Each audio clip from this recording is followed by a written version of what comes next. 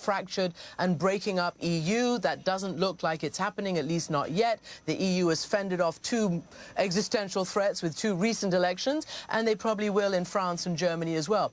Very concerned also about Bannon and the others and their protectionism and what they call their economic nationalism. They believe in Europe that you can't have a protectionist policy because that will affect and hurt everybody, not just their questions, their citizens, but the U.S. as well. All right, Christian, hold on, because the President and the Chancellor, they are now walking in. Everyone is standing to receive them. The President will open first. Thank you very much.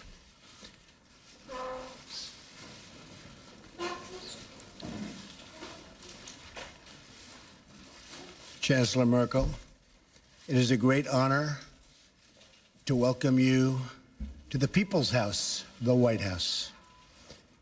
Our two nations share much in common, including our desire for security, prosperity, and peace. We just concluded a productive meeting with the German and American companies to discuss workforce development and vocational training. Very important words. Germany has done an incredible job training the employees and future employees and employing its manufacturing and industrial workforce. It's crucial that we provide our American workers with a really great employment outlook. And that includes making sure that we harness the full potential of women in our economy. My administration is in the process of rebuilding the American industrial base.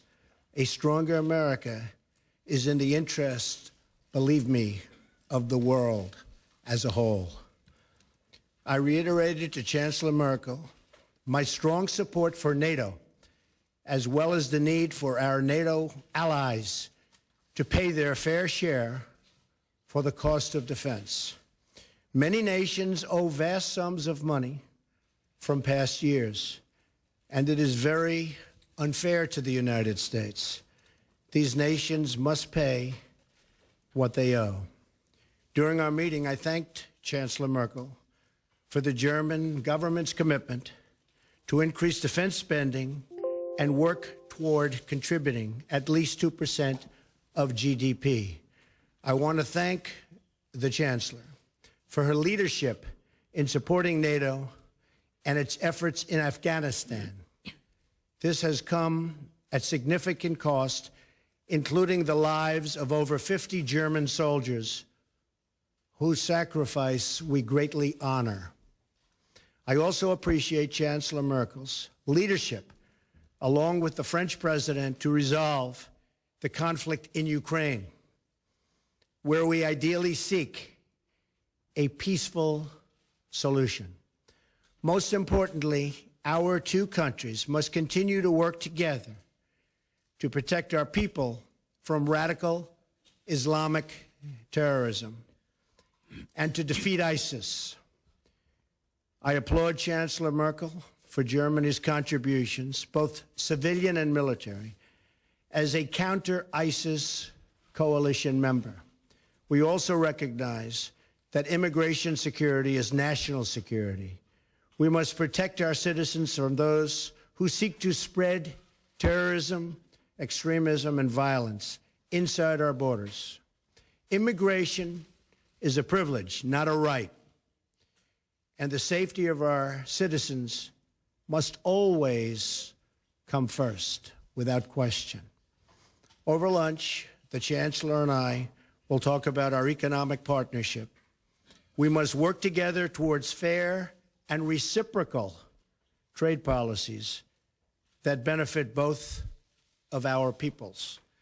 Millions of hardworking U.S. citizens have been left behind by international commerce, and together we can shape a future where all of our citizens have a path to financial security.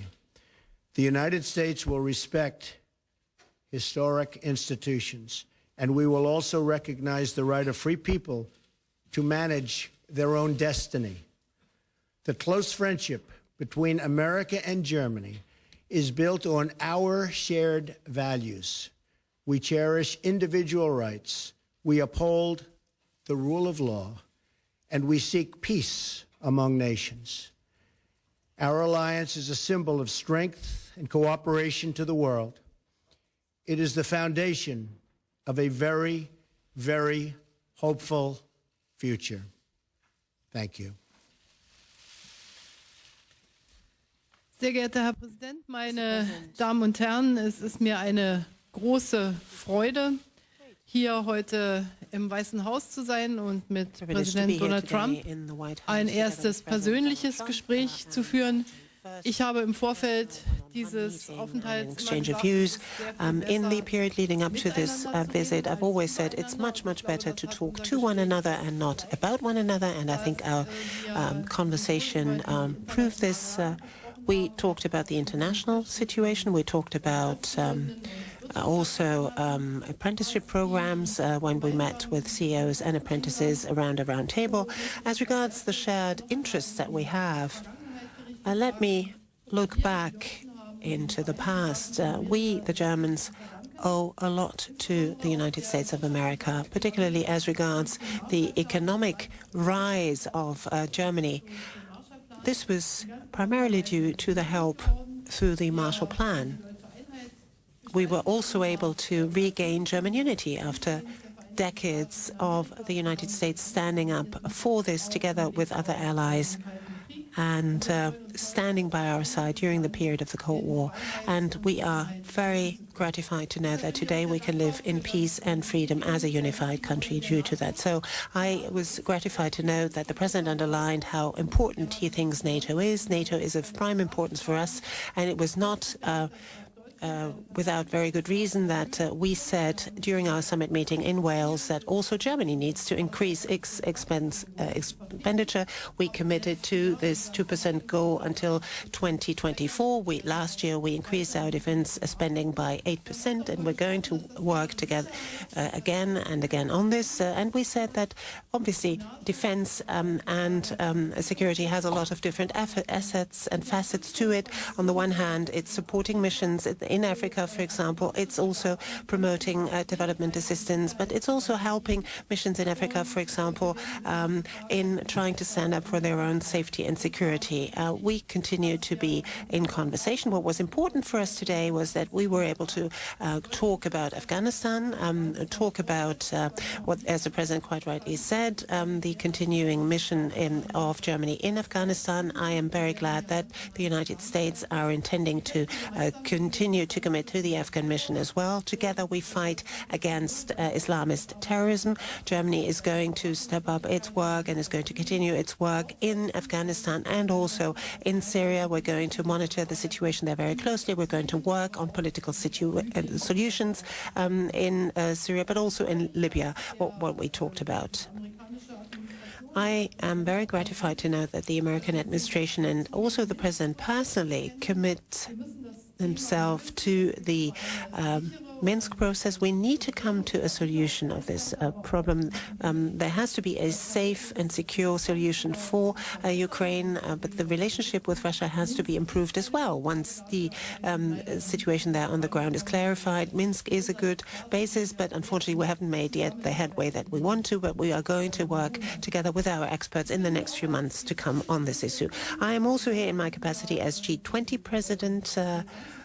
You know that we will be hosting the G20 the G20 summit, this year, and I'm very pleased that the President has committed to attending this summit. We're going to talk at some length over lunch about the issues.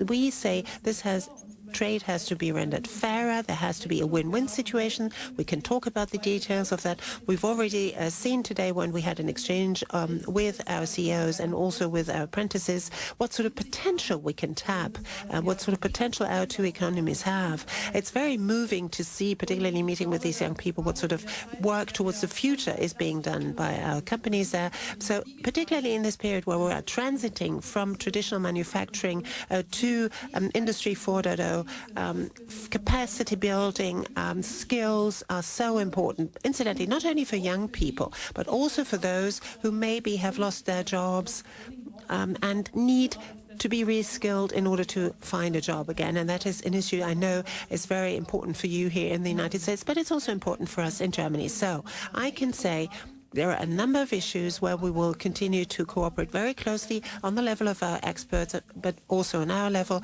We had a very good first exchange of views, so I'm very much looking forward to the talks we will have over lunch. Thank you. Thank you very much. We'll do a couple of questions. Mark Halpern.